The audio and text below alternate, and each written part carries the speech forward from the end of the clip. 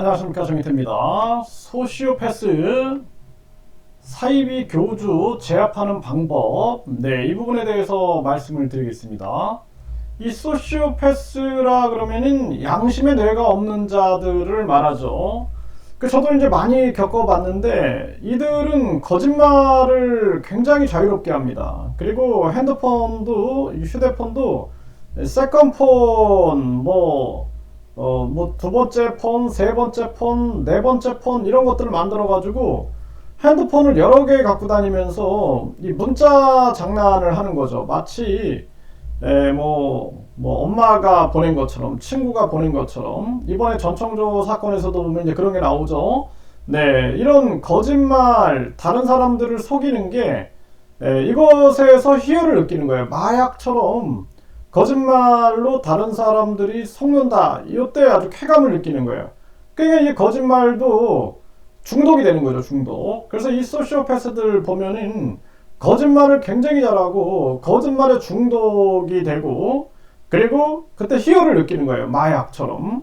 그래서 이 거짓말을 끊어내지 못하는 거죠. 그리고 계속해서 다른 사람들을 이용해 가지고 제일 목적은 돈이고, 그 다음에 성적 착취, 그러니까 인간의 탐욕을 거짓말로 실현하게 되는 거예요. 돈, 그리고 성적인 착취, 그 다음에 이제 정서적 착취, 노동력 착취, 영혼 착취, 그리고 결국에는 지배하게 되는 거죠. 지배의 쾌감을 느끼는 거죠. 그래서 노예로 만들어 버리는 거예요. 영혼의 노예로.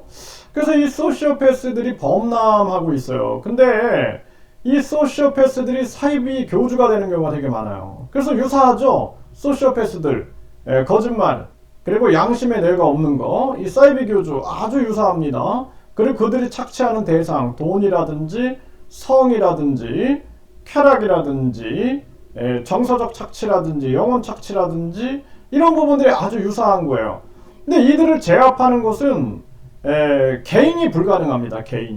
개인은 계속 당할 수밖에 없어요. 왜냐하면은 이 소시오패스나 사이비 교주는 위장술을 굉장히 잘 씁니다. 거짓말을 하면서 쾌감을 느끼고 거기서 마약처럼 도파민이 분비가 된다, 저는 그렇게 보고 있는데, 그렇기 때문에 결국에는 이들을 한 개인이 제압한다라는 것은 불가능해요. 그리고 위장술이 뛰어나고 다방면의 이 얼굴들을 가지고 있거든요. 그래서 여러 얼굴들을 가지고 있어요. 천의 얼굴들을 가지고 있기 때문에, 그렇기 때문에 이들의 다중성을 전체적으로 파악하기 위해서는 여러 사람이 함께 제압을 하는 수밖에 방법이 없습니다. 저도 많이 겪어보거든요. 그래서 앞에서 다르고, 뒤에서 다르고, 옆에서 다르고, 위에서 다르고, 아래에서 다르고, 다르기 때문에 이들을 제압한다라는 게 거의 불가능합니다, 개인은. 그래서 예를 들어서 네 사람이 있다 그러면 네 사람에게 대하는 태도가 다 다르기 때문에, 한쪽에서는 참 좋으신 분이다, 훌륭한 분이다, 좋은 사람이다, 훌륭한 애다, 이렇게 얘기를 해요. 근데 또 다른 쪽에서 보면 한 사람은 엄청 당하고 있거든요. 그래 안 되는 거죠. 그래서 이 피해자들이 뭉쳐가지고 집단 이성, 집단 양심을 가지고 제압하는 수밖에 방법이 없습니다.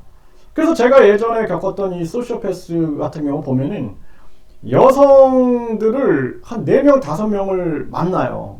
만나고 그러면서 이 핸드폰도 막 4, 5개를 들고 다니면서 그러면서 장난질을 하는 거죠. 자기는 이제 사업을 하기 위해서 이 휴대폰이 필요하다 그러면서 계속 장난질을 하고 하면서 그 여성들을 이용하는 거예요. 그래서 한 사람은 사업으로 이용하고, 한 사람은 또 성적으로 이용하고, 한 사람은 또 자기가 필요할 때 교통편, 운전수로 이용하고 막 이런 식으로 해가지고 계속 사람을 이용해 먹고, 나중에 자기의 이 실체가 드러나게 되는 순간을 모면하기 위해서 막 자살소동부터 해가지고 유서소동, 자살소동, 자기가 산에서 쓰러져 있었는데 사람들이 발견해갖고 겨우 살았다, 또는 혁대로 목을 맸다, 약을 손에 한 움큼 쥐고 다닌다, 언제 죽을지 모른다, 이런 식으로 계속 그 상대방의 심리를 조정을 합니다. 부모도 그렇게 조정을 해요. 부모도 계속 자살, 유서 이런 거로 조정을 하거든요. 이런 모습들. 그러니까 이 피해자들이 연합해가지고 집단 이성과 양심으로 제압하자면 안 돼요. 사이비 교주들도 마찬가지입니다. 피해자들이 혼자서는 대응이 안 돼요. 그리고 뭐 예를 들어서 비호 세력을 만드는 거죠. 경찰, 검찰 뭐 수단과 방법을 안 가려가지고 미꾸라지처럼 빠져나가기 때문에 결국에는 집단으로 뭉쳐가지고 빠져나갈 구멍이 없는. 그래서 피해자들이 뭉쳐야 돼요. 피해자들이 뭉쳐가지고 이 미꾸라지가 빠져나가지 못하는 구멍을 만들고 집단 이성, 집단 양심으로 대응하지 않으면 제압이 불가능합니다.